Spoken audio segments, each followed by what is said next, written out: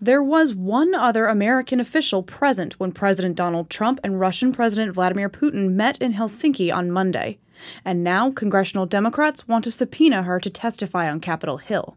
I think the American public, our leaders in Congress, the world deserves to know what transpired in those meetings, or in that meeting. And I don't think we're going to get a straight answer out of President Trump. And the only other person that we can talk to is essentially an agent of the United States is that translator. Despite numerous warnings from members of Congress, Trump attended the 2-hour meeting with Putin alone, save for U.S. State Department interpreter Marina Gross. During a press conference after the meeting, Trump said he believed Putin when he said Russia did not meddle in the 2016 U.S. elections, despite agreement from 17 U.S. intelligence agencies that Russia did. Trump later walked back that remark, but lawmakers say they're more worried about what Trump and Putin might have discussed behind closed doors. The reality of this is that if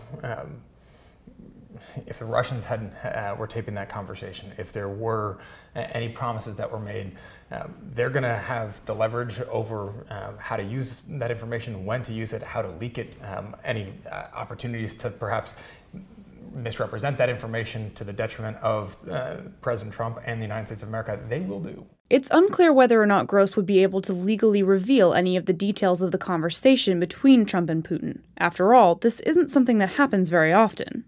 According to the Code of Ethics published by the American Translators Association, interpreters must hold in confidence any privileged or confidential information they receive during the course of their work. In a statement, Judy Jenner, a spokeswoman for the American Translators Association, said, quote, "We have codes of ethics for many fields of interpreting, but I don't see how those codes of ethics would supersede a congressional subpoena."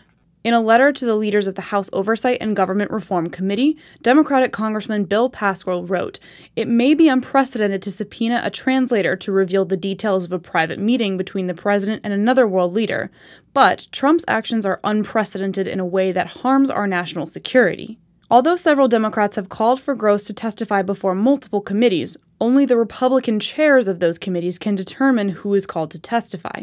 Senator Bob Corker, the chairman of the Senate Foreign Relations Committee, told reporters Wednesday he would prefer to question Secretary of State Mike Pompeo, who is set to testify before lawmakers next week.